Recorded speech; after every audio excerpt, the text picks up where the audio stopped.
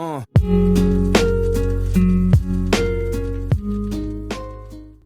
heard what the Marthas are planning. I want in. Serena left. She was nice to me when she said goodbye. She's only nice when she's up to something. Please try to understand. How could you? But you're gonna rot in this jail knowing that your wife betrayed you.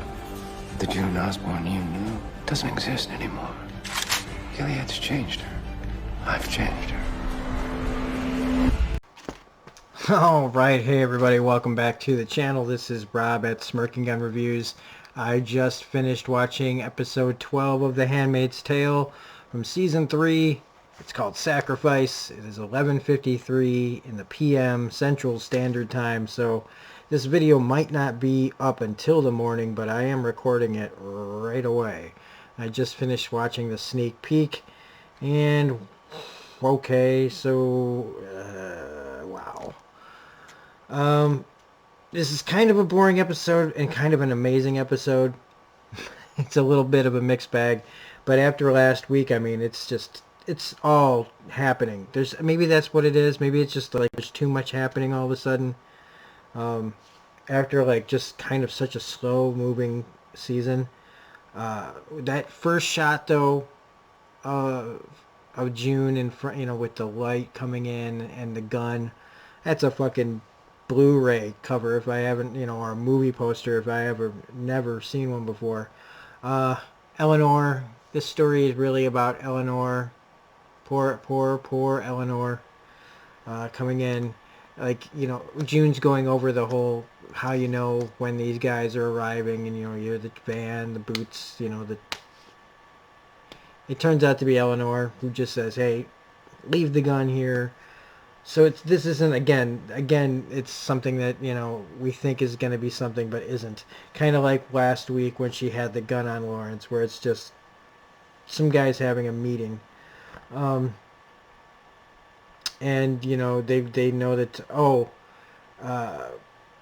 the Martha tells her that her flight's a week from today, and, everybody being really happy with her, like, you're amazing and all this stuff. And I feel like she's thinking at first that they're talking about how she killed Winslow, right? That's his name.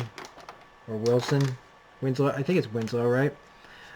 Played by Christopher Maloney. I think that's what she thinks they're talking about. Not that, Billy's in and all that stuff. Like, it could be a little column A, column B situation, but, that look on her face is just like, yeah, you don't know. But, like, kind of the way she touches her makes me think that maybe they know, like, the whole story, but they don't really make that clear. These guys declare that, it's open season on Commanders. Like, of course they're saying it like, what did we do? We just, raped a bunch of people, took over America, separated families. Boo, boo, it's open season. Why? When June finds out what happened to the Waterfords, for that very first initial second, it seemed like she just basically had an orgasm. It was like just that, I'm sorry. It just, that first second before she started to get really emotional, it just was like, goo! Like, wow. And of Lawrence says it best, or of Joseph says it best. Sorry for the people who can't stand when I say the wrong name. It's not a bad morning for June. The Waterfords are in jail and Winslow's dead. You got away with murder. I mean, it sums it up even better when she just sits there laughing and realizing how much she's gained, all of a sudden in the last day. Which is why I'm waiting for I spend the rest of the episode waiting for the other shoe to drop. And it doesn't drop, but what we do get is basically, June just turns into fucking Walter White. She's fucking Junzenberg instead of Heisenberg. And again, they're playing like that swelling music after everything, and it's supposed to be like really uplifting, and that's right when they usually punch you right in the guts. But No, just it's more of just a love fest. All the Marthas, all the handmaids, they're all loving June. Everything that she's done, and I'm like, oh my god, they're building up, making her like giving her a big swelled head. They're way overdoing this with how people are expressing themselves. When the Martha, that her old Martha says, that Serena was nice to me on the way out, and she says, she's only nice because she was up to something, which is absolutely true. They've spent enough time together to know each other pretty well. And then again, it's like, you're such a boss now. And I'm like, yeah, shit's going to go sideways. They're building it up too much. Or, like, it doesn't go sideways in this episode, but like I said, she does make another turn. June's, personality, or what she's willing to do and how low she's willing to go to get what she wants now. I mean, it's what she wants is deservedly so. It's like, would the old June have done this though? And I kind of like, I'm torn on this whole thing because in a way I completely understand why she would do something like she does. But we switch over to the Waterfords, where Serena's saying, don't say anything, don't be afraid, everything's going to work out. And Fred the dupe at first, he's just eating this all up. She's acting afraid, and maybe she is, like, but not for herself. Not for herself, no. And this is her just trying to tell him goodbye. And the poor sap doesn't get it for a while, and and that's, she leaves, and he starts to choke her out, like, oh shit, but I mean, if he was really serious, he would have finished the job, right? I mean, I kind of wouldn't have blamed him, and it would have been fitting. But I've got this bad feeling that they're going to try to turn Serena into a hero. Somehow they're going to try to spin this into, like, giving her, like, a more of a platform than she had even before. The woman from the inside of Gilead that got out and brought them a commander and blah, blah, blah. And now she can, like, do... Again, she's, like June says, she's up to something. And it's more than just getting out. And, I guess I can honestly say that I didn't see this being where Serena ends up at this point. But when the June walks into of Lawrence and Eleanor having Winslow's wife there with one of Serena's old buddies, and she's sitting there and they're eyeballing each other, right? Winslow's wife is looking at June and June's looking at her, and June just has that look on her face like, I killed your husband, bitch. Like, and she just has that weird creepy smile like, yes, I will pray for him, yes I will, oh yeah. It's like, yeah you will.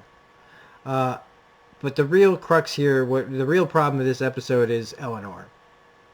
Eleanor getting confused. Eleanor talking, almost exposing the plan to these, in front of these women, talking about getting more kids. Oh, and we can get this one, and we can get that one. And her just not being able to control herself is... This is like, I guess, it's expected. I thought it wouldn't happen until we reached, like, the trucks or the planes. But no, we don't even get out of the house before. You gotta, like, keep an eye on her. Luke and Moira then are bringing baby Nicole to where Serena and Fred are. It's part of this deal that's going on. And Serena lets her hair down and has different clothes on. And it's like, you can put on whatever fucking clothes you want, but you're still the same piece of shit. Yeah, and then I'm turning into Moira now, right? I mean, because Moira just lets her have it. She just lets her have it. And the fucking American guy who's like, hey, that's uncalled. It's like, suck a dick, dude. Put the dick back in your mouth and go suck it in the corner and let the women deal with this shit. Okay? Because this needs to be said. And Moira, talking about how Fred raped her and shit. No, this needs to be said. So shut the fuck up, stupid American guy. I'm sorry. When she calls her a gender traitor, it was fucking amazing. Just really. Next up, we got like of Joseph says that they need to put a bell on June, but really the bell needs to be put on Eleanor because she's basically walking out the door, saying, "Hey, let's go get these kids, and I'll go talk to these people, and we got to get more kids." And it's just, June has to really try to pound it into her head, and it's unfortunate that it comes to that. Because she can't help herself. She can't. And that's the thing. Like, that's why I was like, if they get on a truck and they get stopped somewhere, or they end up on a plane, like some tight situation, she's going to blow it. Like I said, I thought it would be later, not sooner. And it's just, you can't trust her now. And it's unfortunate because it's not out of, malice or stupidity. She just literally mentally is just, the cheese is done slid off the cracker, help us, them wanting to get Fred to talk, telling help us understand Gilead, and yeah, whatever, that is. Luke comes in, Fred, of course, lets him come in.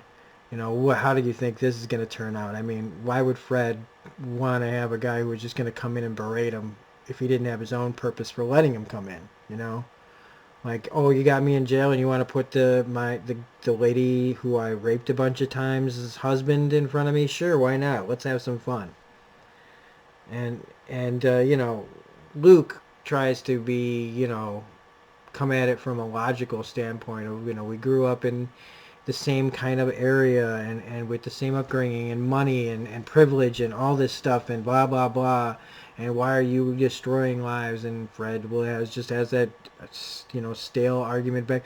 I saved lives. And what were you doing when you guys were all, being immoral and the birth rate was going down and blah, blah, blah. And it's like, yeah, well, motherfucker, we didn't take over a whole fucking country so that we could have babies.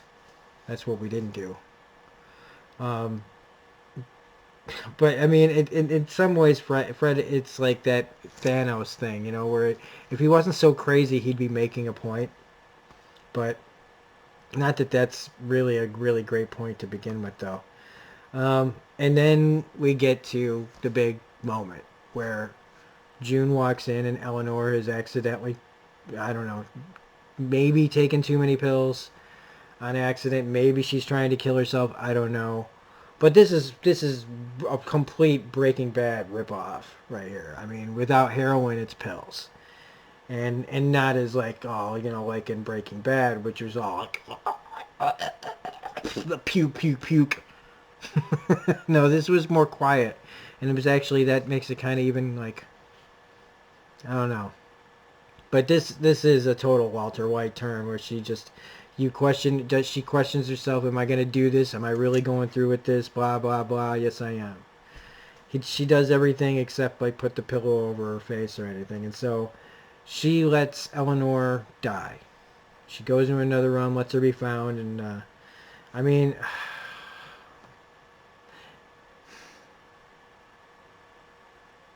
I'm surprised the show had the balls to do it, to be honest with you. So I can't... I'm not going to fault them for writing this scene.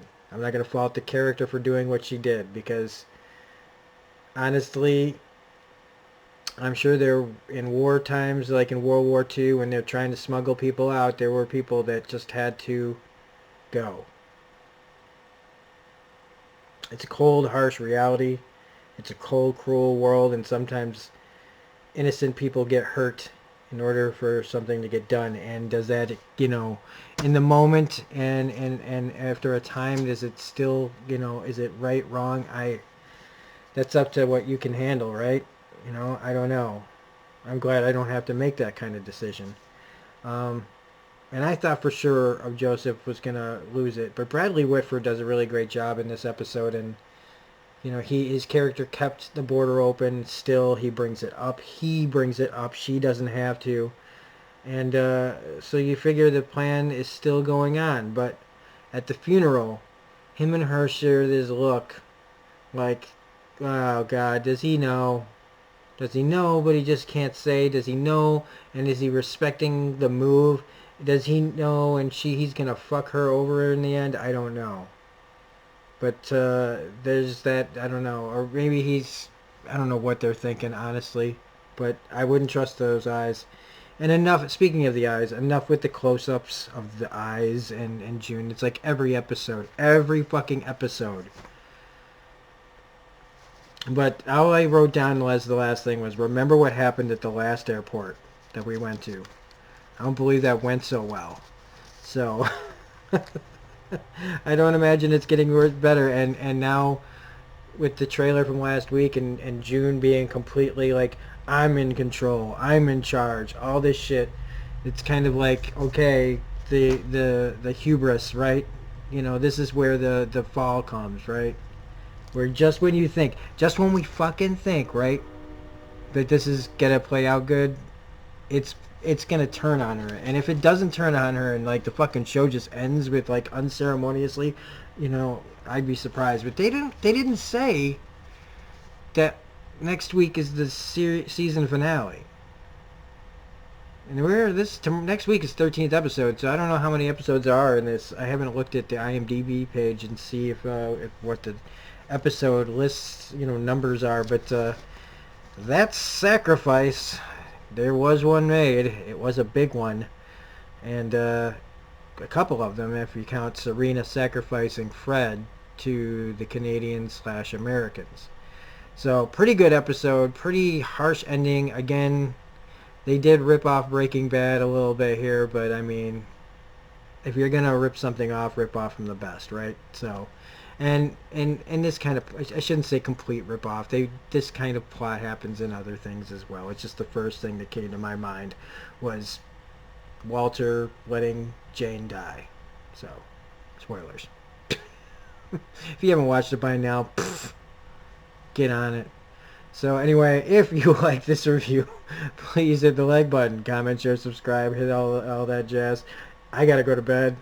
I want to thank everybody for watching these. I do realize, yes, I am in my bed, but I have taken lots of notes, and I'm not half-assing it, even if I'm not in front of a banner of Handmaid's Tale. I do want to thank everybody that's been watching these. The support for this season is even better than last season, and I don't know how to thank the people that watch these. I really don't. So that's why I remember the contest is still going on until the end of this season. All you got to do is be a subscriber and leave a comment in any of the episodes from this season, and you can win either a Handmaid's Tale Season 1 Blu-ray or DVD, whatever your choice is if you win, but you have to be a subscriber. And I have to be able to see that you're a subscriber, so if you have a private account and you subscribe, I can't put you in the contest. Also, there's a few people that have decided to remove themselves from the contest. That's fine too. If you specifically go like, oh, I don't want it or whatever, that's fine. You know, I can take your name out too. So anyway, you can also reach me on Twitter at Yesh8. That is YESSHH8. Otherwise, this is Robin Smirking and Review saying have a great night, everybody. I'll see you next week. Bye.